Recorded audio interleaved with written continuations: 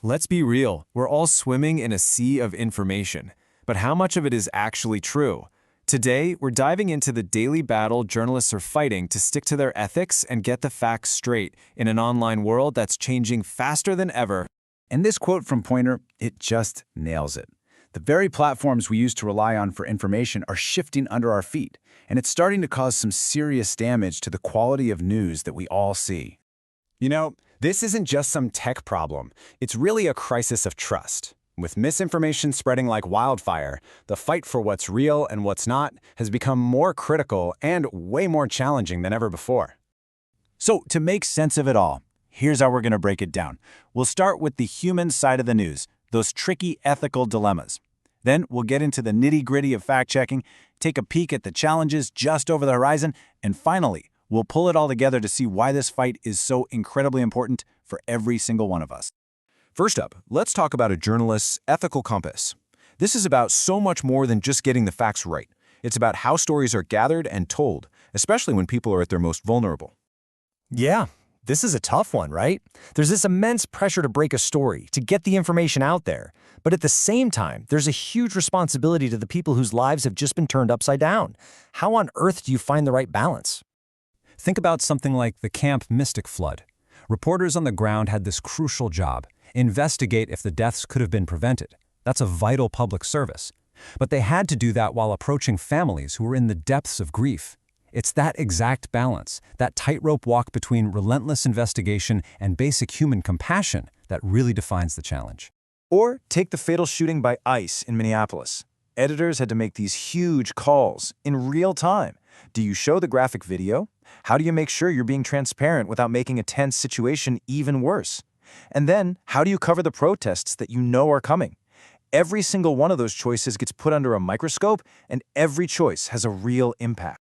And then there's another ethical minefield: pressure from the powerful. This quote frames it perfectly, because when a public figure attacks a reporter, it's almost never just about that one journalist.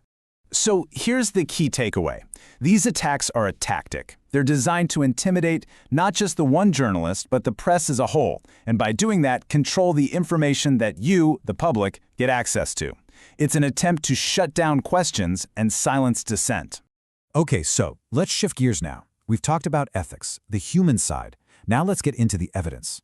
Separating fact from fiction isn't about someone's opinion. It's a careful, methodical process of verification. Here is a perfect example. A claim came out of the White House that Venezuela's leader was flooding the U.S. with fentanyl. But when fact-checkers actually dug into it, they found that experts on Venezuela, drug policy specialists, and even official government reports all said the same thing. Nope, that's not what's happening. The evidence just wasn't there. And here's another one. A claim was made that the U.S. had secured an incredible $18 trillion in investments. But a closer look showed that number was double what the White House's own record said. And even that number was pretty inflated, full of long-term goals and some pretty unlikely promises. And look, fact-checking isn't just for big-time politics. It covers a whole spectrum of topics. Everything from whether the War Powers Act is unconstitutional, spoiler alert, it's not, to debunking an old Alex Jones video that was trying to pass off an old protest as something new. It even applies to public health, confirming that, yep, doctors say the new flu vaccine still seriously reduces your chances of getting severely ill. The sheer scale of this problem is, well, it's staggering. Get this.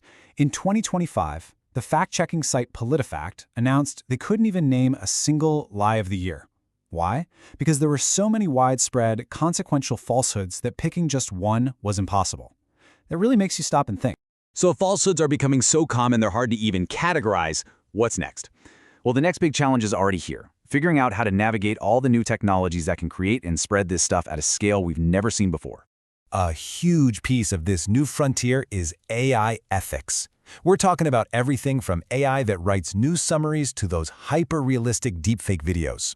As newsrooms start using AI more and more, we absolutely need strong principles to make sure it's used for good and holds up core values like accuracy and fairness. The good news is, the industry is trying to get ahead of this. Organizations like Poynter are teaming up with tech groups like Hacks Hackers to actually train journalists on how to use AI ethically and responsibly, basically writing the rulebook as the technology evolves. And all of this brings us to our final and, frankly, most important section. After digging into ethics, facts, and new tech, we have to ask the big question: why does any of this actually matter? Well, the simple answer is that all of us have a stake in the outcome. So if we boil it all down, here are the core ideas. Strong ethics are what build public trust in the first place. Verified facts are the tool we use to hold powerful people accountable. Local journalism, done by people in the community, is what gets communities to actually do something. And all of that together, responsible reporting, is absolutely fundamental to a healthy, functioning society. And make no mistake, the stakes are incredibly high. When journalism fails, the consequences can be catastrophic. We all saw this when newsrooms amplified false claims about weapons of mass destruction in Iraq, which helped pave the way for a war under false pretenses.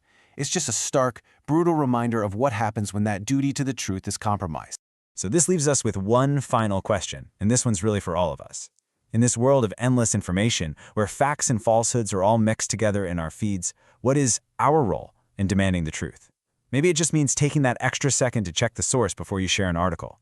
Maybe it's supporting the local news outlets doing the hard work in your community. Or maybe it's just getting in the habit of asking critical questions. How each of us chooses to engage, well, that's something for all of us to consider.